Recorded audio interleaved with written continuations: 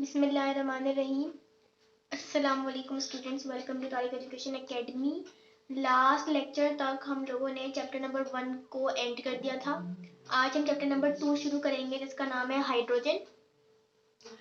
तो हाइड्रोजन जो है ना 9th मोस्ट एबंडेंट एलिमेंट है जो अर्थ क्रस्ट में पाया जाता है। मतलब जमीन की सतह में या जमीन की तह में 9th नंबर पर सबसे ज्यादा पाया जाने वाला एलिमेंट है हाइड्रोजन। तो सबसे पहले इसके जो टॉपिक है वो है इंडस्ट्रियल प्रिपरेशन ऑफ हाइड्रोजन। तो हम सबसे पहले हाइड्रोजन की प्रिपरेशन पढ़ेंगे कि वो इंडस्ट्रियली कैसे बनता है। तो इसके टोटल 6 प्रोसेस हैं, तो बारी बारी सबको पढ़ते हैं। सबसे पहला है हमारे पास स्टीम कोक प्रोसेस।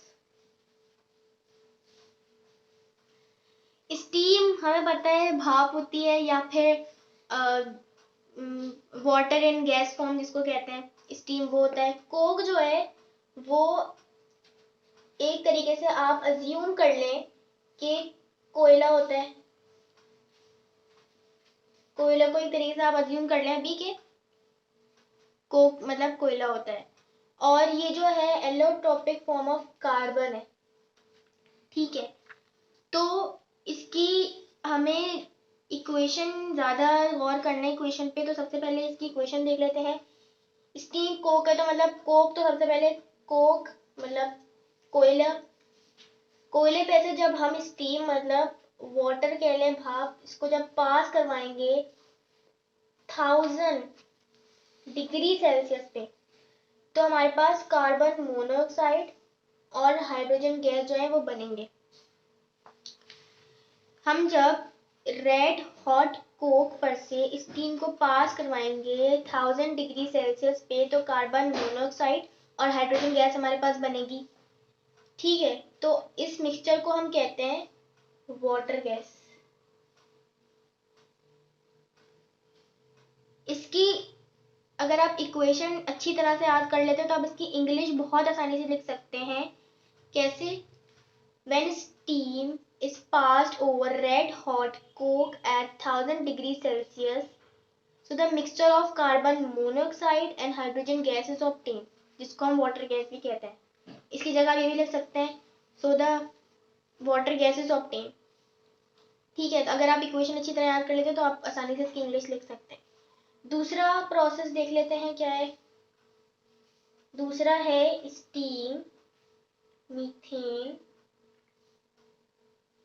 प्रोसेस। अच्छा, मीथेन की जगह कभी कभार आ जाता है हाइड्रोकार्बन,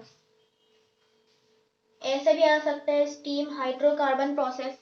तो मतलब ये स्टीम मीथेन प्रोसेस की ही बात हो रही है, हाइड्रोकार्बन भी इसको हम कहते हैं। तो इसकी इक्वेशन सेम यही होगी कि जब हमने मीथेन पर से, मीथेन होता है CH4, इस पे से जब हमने स्टीम पास करवाई, आज का थोड़ा टेम्परेचर अलग होगा।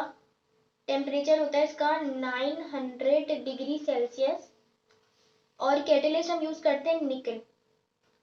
जब हमने मीथेन पर से स्टीम पास करवाई 900 डिग्री सेल्सियस और निकल की प्रेजेंस में, निकल की मौजूदगी में, तुम्हारे पास कार्बन मोनोऑक्साइड और हाइड्रोजन गैस ऑब्टेन हुई।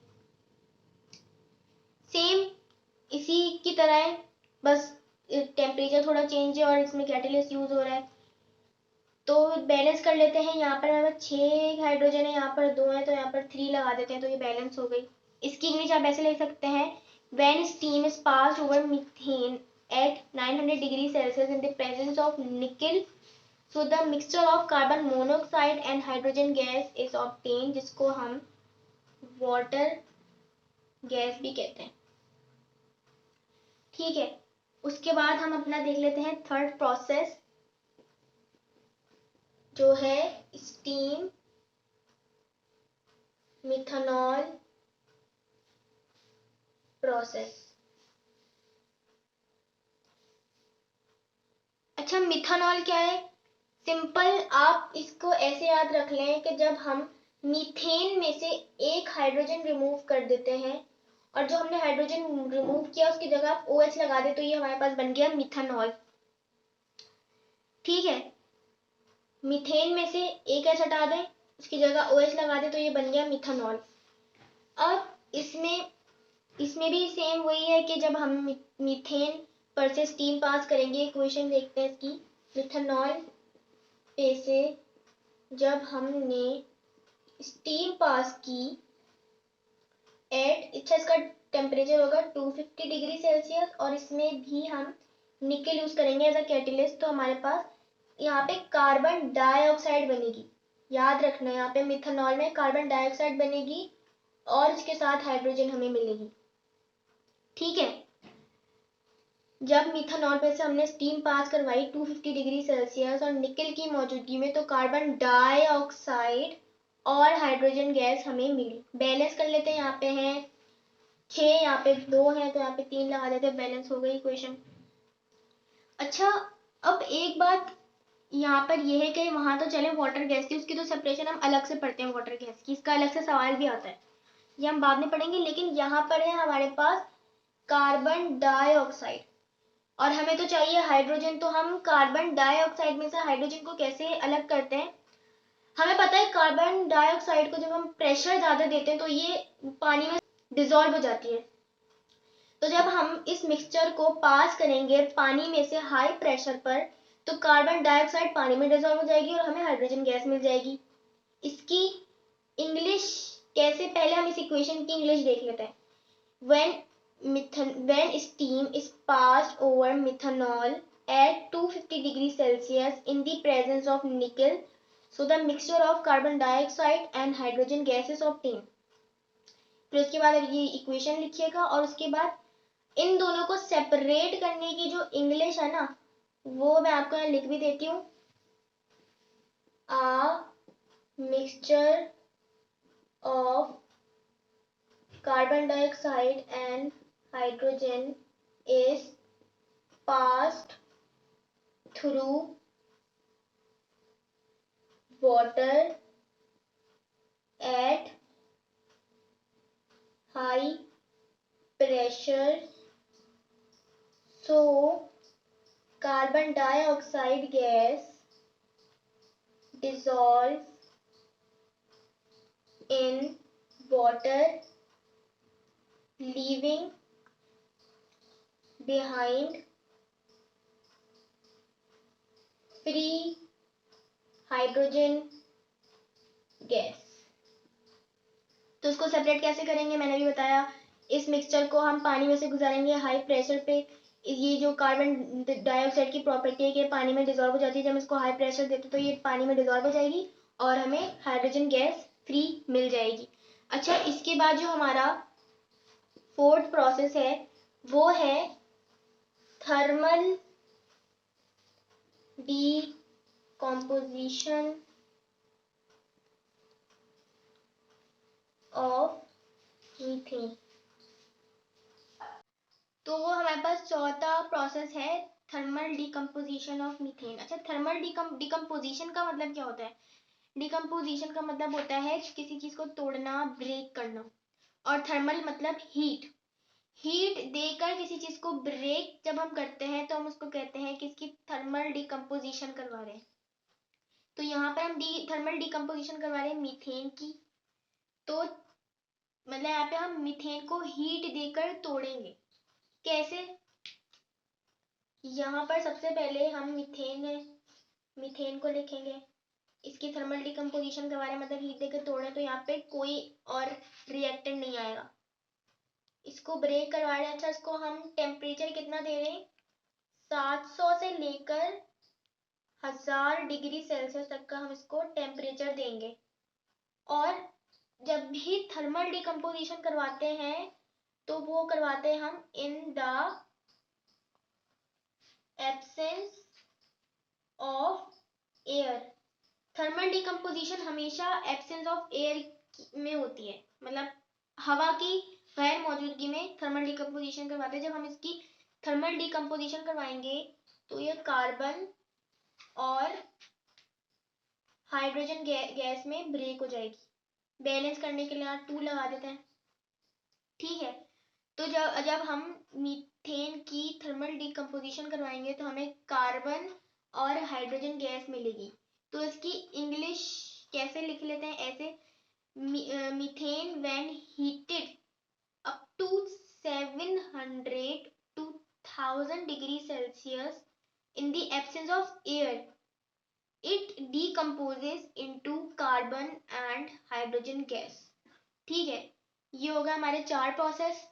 तो अब हमारे पास 5वां प्रोसेस है thermal decomposition of ammonia.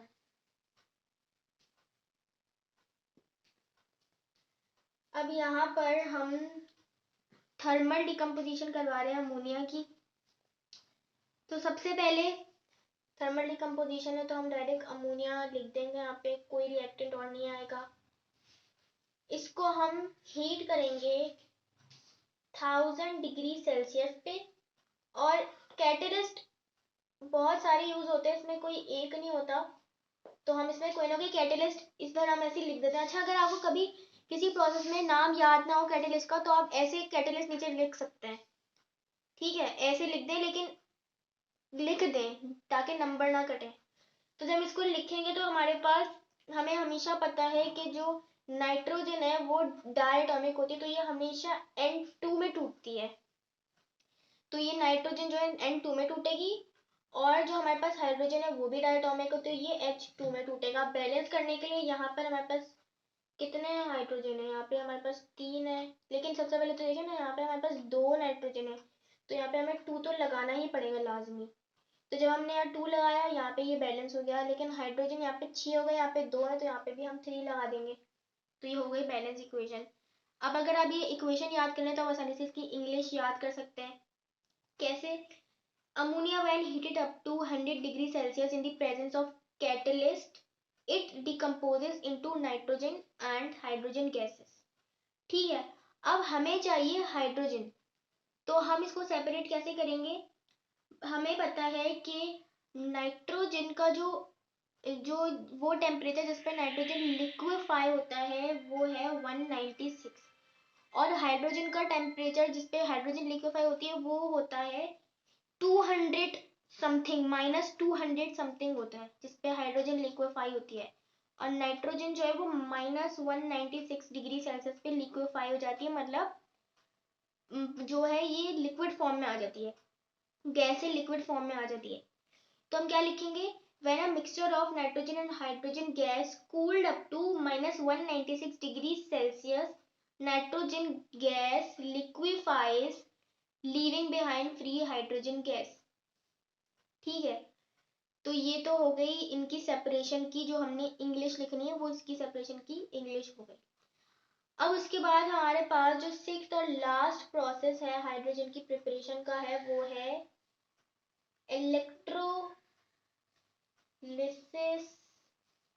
Of water. Electrolysis, lysis मतलब तोड़ना, इलेक्ट्रो मतलब करंट, करंट के जरिए जब हम पानी को तोड़ेंगे तो हमें हाइड्रोजन कैसे मिलेगी? तो सबसे पहले वाटर की इलेक्ट्रोलिसिस करवा रहे हैं, तो सबसे पहले तो वाटर आ गया। ठीक है, इसको हमने करंट दिया, करंट कोई हमें वोल्टेज वगैरह बताने की जरूरत नहीं है, बस हमें यहाँ लिख देंगे करंट। और इसमें अच्छा, एक बात हमें पता है कि पानी जब तक करंट जो है वो पास नहीं करता जब तक इसमें कोई एसिड, बेसिड या सॉल्ट ना डाल दें, यानी कि कोई इलेक्ट्रोलाइट ना डाल दें, जब तक पानी करंट पास नहीं करता। तो हम यहाँ पे लिख देते हैं कि इलेक्ट्रोलाइट हमने कोई ना कोई यूज किया, बताने की हमें कोई खास जरूरत नहीं है। तो जब हमने पानी पे से करंट पास किया इलेक्ट्रोलाइट की मौजूदगी में, तो हमारे पास हाइड्रोजन गैस बनी, क्योंकि हाइड्रोजन और ऑक्सीजन और ऑक्सीजन बना। ऑक्सीजन डायटोमिक है तो ऑक्सीजन को भी O2 में ब्रेक करते हैं, हाइड्रोजन भी डायटोमिक है। अच्छा, यहाँ पे ऑक्सीजन 2 है तो यहाँ पर हम 2 लाजमी लगाएंगे बैलेंस करने के लिए। ऑक्सीजन तो बैलेंस हो गया, लेकिन हाइड्रोजन 4 हो गया, तो यहाँ पर भी 2 लगेगा।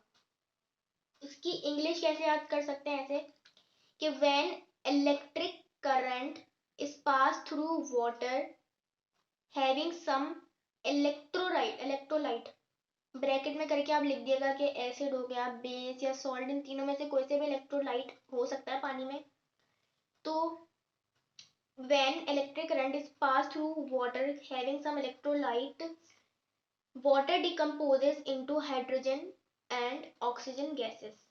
ठीक है, तो वाटर जो है वो डिकम्पोज हो जाएगा हाइड्रोजन और ऑक्सीजन गैस में। अच्छा, इन प्रोसेस के साथ साथ हमें पेपर में ये क्वेश्चन भी आता है कि जैसे हमने पढ़ा था अभी कि वाटर गैस, अभी हमने पढ़ा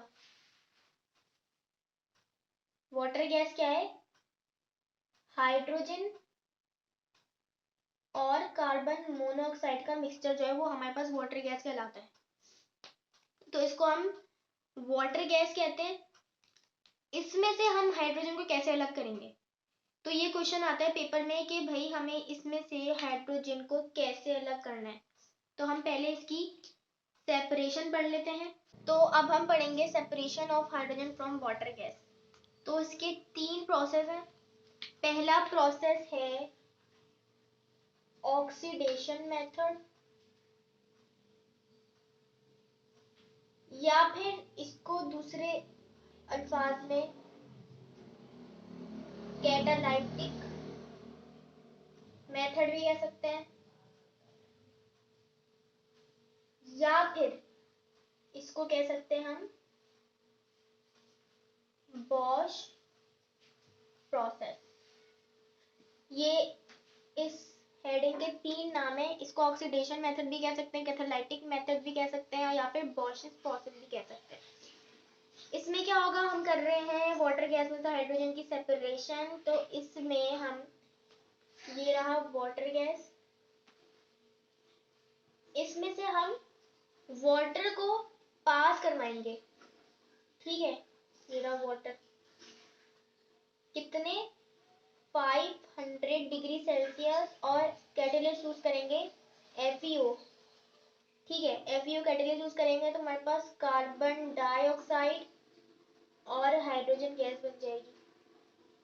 ठीक है, जब हम वाटर गैस में से पानी को पास करवाएंगे 500 डिग्री सेल्सियस पे FeO की मौजूदगी में, तो हमें मिक्सचर मिलेगा कार्बन डाइऑक्साइड और हाइड्रोजन गैस का। मैंने भी आपको बताया कि हमें चाहिए हाइड्रोजन और यहाँ पे कार्बन डाइऑक्साइड है, तो हम क्या करेंगे, इस मिक्सचर को पानी में से गुजारेंगे हाई प्रेशर पे, तो कार्बन डाइऑक्साइड डिजॉल्व हो जाएगी, हमें हाइड्रोजन गैस मिल जाएगी। इसकी इंग्लिश कैसे लिख सकते हैं आप लोग, सबसे पहले तो हमें इस इक्वेशन की इंग्लिश लिखनी है कि when water gas is pass through water at 500 degree Celsius in the presence of FeO, so the mixture of carbon dioxide and hydrogen gas is obtained. तो हमें ये मिलेगा, और फिर ये इक्वेशन लिखिएगा, फिर इस इक्वेशन के नीचे इनकी सेपरेशन लिखनी है कि a mixture of carbon dioxide and hydrogen gas is passed through water at high pressure, so the hydrogen gas dissolve in water leaving behind free hydrogen gas। तो ये हो गया हमारे पास पहला प्रोसेस हाइड्रोजन गैस को सेपरेट करने का। दूसरा मेथड है हमारे पास लिक्विफेक्शन। कुछ लोग इसे लिक्विफिकेशन भी कहते हैं, जबकि ये होता है लिक्विफेक्शन है, इसकी सही प्रोनाउंसिएशन ये है।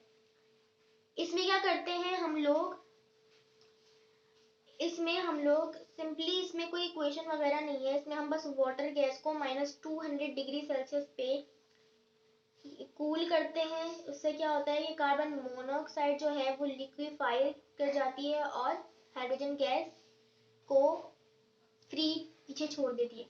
इसमें इंग्लिश है, बस मैं लिख देती हूँ, when a mixture of water gas is cooled up to -200 degree Celsius, so carbon monoxide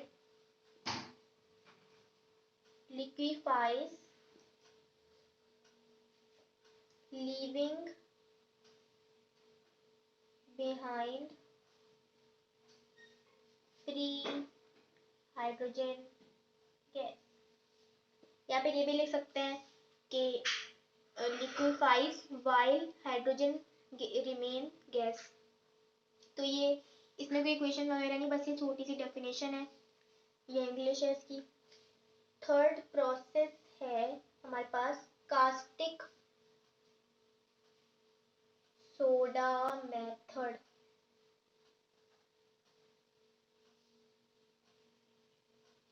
अच्छा, इस मेथड में क्या होता है, कास्टिक सोडा हम कहते हैं सोडियम हाइड्रोक्साइड को हम कहते हैं कास्टिक सोडा। इसमें क्या होता है, कास्टिक सोडा के साथ हम लोग वाटर गैस को जो है वो हीट करते हैं, तो क्या होता है कि सोडियम फॉर्मेट और हाइड्रोजन गैस बन जाती है। सबसे पहले ये वाटर गैस या फिर कार्बन मोनोऑक्साइड और हाइड्रोजन, इसके साथ हम कास्टिक सोडा को COH को हीट करते हैं, तो हमारे HCOO और हाइड्रोजन गैस बनती है। ठीक है, इसको हम कहते हैं सोडियम फॉर्मेट। इस मिक्सचर को हम कहते हैं सोडियम फॉर्मेट। जब हम वाटर गैस के साथ कास्टिक सोडा को हीट करेंगे, टेम्परेचर यहाँ पे बताना इतना ज़रूरी नहीं है, जब हम इसको हीट करेंगे तो सोडियम फॉर्मेट बनेगा और साथ ही साथ हमारे पास हाइड्रोजन गैस बनेगी। सोडियम फॉर्मेट क्या होता है, HCOO हमारे पास सोडियम फॉर्मेट होता है। तो उसकी इंग्लिश ऐसे लिख सकते हैं, water gas when heated with caustic soda it gives sodium format and hydrogen gas.